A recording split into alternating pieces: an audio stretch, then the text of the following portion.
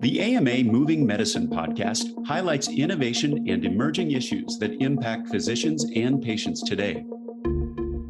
Hello, this is the American Medical Association's Moving Medicine video and podcast. Today, I'm joined by Asia Evans, a financial therapist and licensed mental health counselor based in New York City.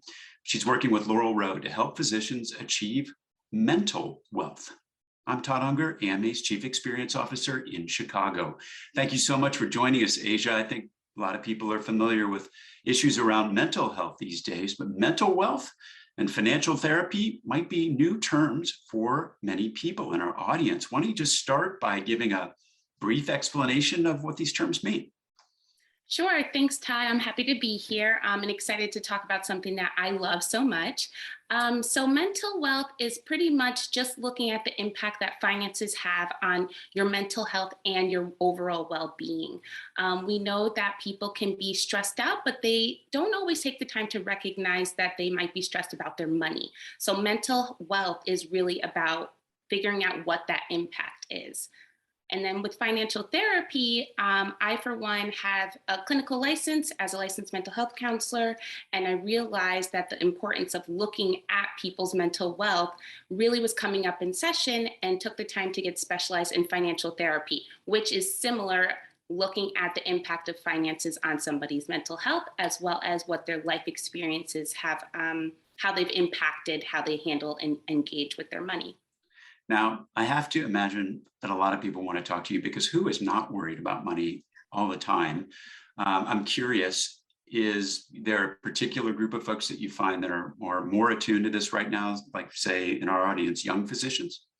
I would definitely say yes. I think obviously money touches everybody's lives, but particularly for young physicians coming out of school and being at the beginning of their career, looking at their student loans and how they're going to handle those payments can be really daunting. With Laurel, we know that on average, students are coming out with around $200,000, and that is really a large number. So it can feel really overwhelming and stressful when trying to navigate how to pay that back at what cadence, especially when you're already stressed and working and handling everything that's been going on, especially right now with everything with COVID.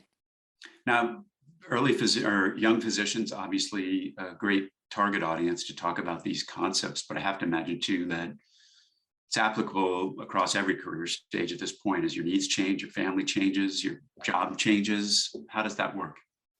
Totally. Listen, money does not care how old you are. It does not care what's going on. You have to navigate it. It's a tool to navigate. So thinking about financial stress or financial anxiety, it comes up no matter what stage in life you are. So like you said, if you have a family, if you are looking at buying a home, paying your student loans at the same time, these are all things that we need to really attune to. How are we feeling when we're engaging with our money? What's coming up? So this may seem like a strange question, but how do you know if you're a physician, if you are you're stressed about money, that it's affecting your mental health, this worry about money? Is this always something that's obvious out there or not? I would say no for everybody in general, but I definitely know that for people who are in helping professions, myself included, it's really easy for us to ignore our own signs and our own symptoms. So particularly for doctors, they might be used to assessing somebody else for what's going on for them, but forgetting to think about themselves. So really looking at, is my heart racing? Are my palms sweaty? Do I find myself wanting to ignore that credit card statement or looking at my student loan payment? How do you feel when you start to engage with your money, and just beginning to pay attention to your body when you're doing those activities? It's interesting that you say that folks in our audience might kind of ignore those symptoms of their own in a way they probably wouldn't do it with obviously with one of their patients. You took care of the nation. It's time for the nation to take care of you. The AMA stood by America's physicians and patients during the pandemic, and we're not stopping there. We're fixing prior authorization, leading the charge on Medicare payment reform, supporting telehealth, fighting scope creep, and reducing physician burnout. It's time to rebuild, and the AMA is ready. To learn more about the AMA Recovery Plan for America's Physicians, go to ama-assn.org/time to rebuild. I'm curious, in your financial therapy practice, do you find it's possible to change the way that somebody feels about money and to kind of start paying attention to those things about themselves that are so important? Yeah, definitely. I couldn't do this work if I didn't believe in change. Like my business is about helping people change and identify what's going on for them. So I would definitely say that it's possible for someone to change how they think about money and what their beliefs are around money, but it really does take work and it takes time for someone to really sit down and think about, hey, where do my money beliefs come from? How did I interact with money? How did my family growing up interact with money? Now that is difficult work, and for some people it can be traumatic. So just really being patient with yourself to recognize, what are my beliefs? What do I need? What do I want? And now how can I move forward with that?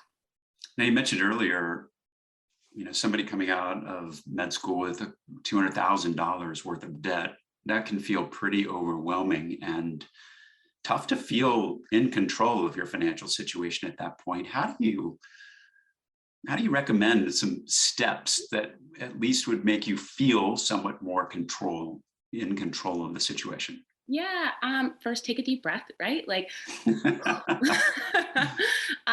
You can do it and it is possible, but you do need a plan.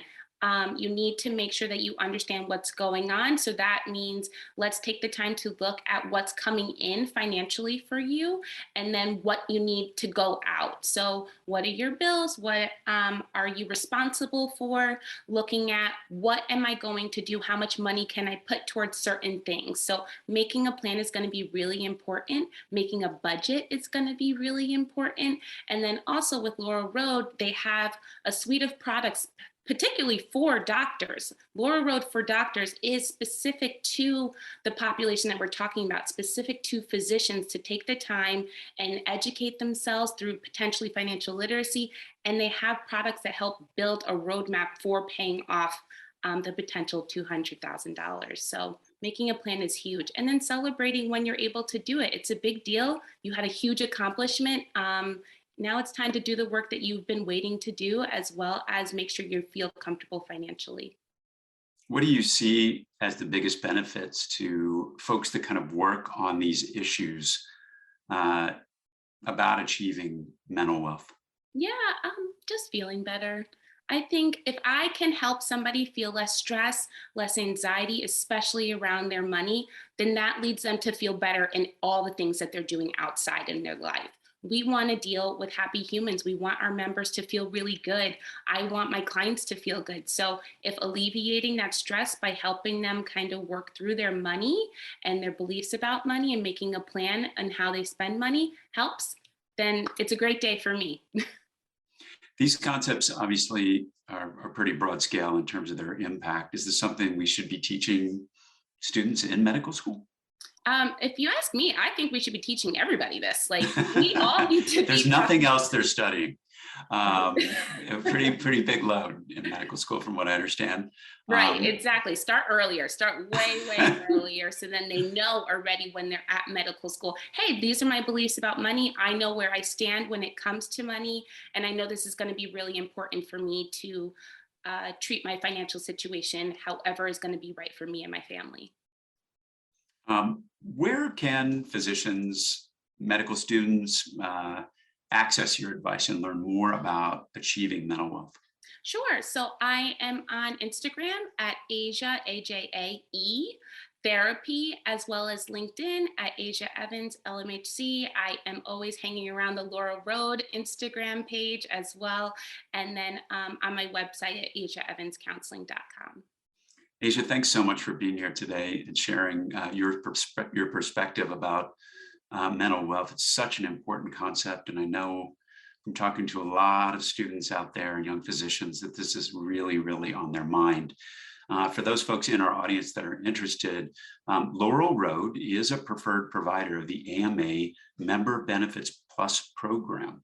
And all AMA members have access to special discounts and offers, which you really should check out. And you can find out more about those at ama-assn.org/AMA-member-benefits-plus. We'll put that link there in our description of this particular episode so you can check out more.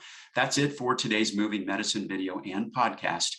Make sure to click subscribe on AME's YouTube channel so you don't miss any of these great episodes, or check out all our podcasts at your favorite places, Apple, Spotify, or at ama-assn.org/podcasts. Thanks for joining us. Please take care. This has been Moving Medicine, a podcast by the American Medical Association. Subscribe to other great AMA podcasts available wherever you listen to yours, or visit ama-assn.org/podcasts. I'm Todd Unger, and this is Moving Medicine.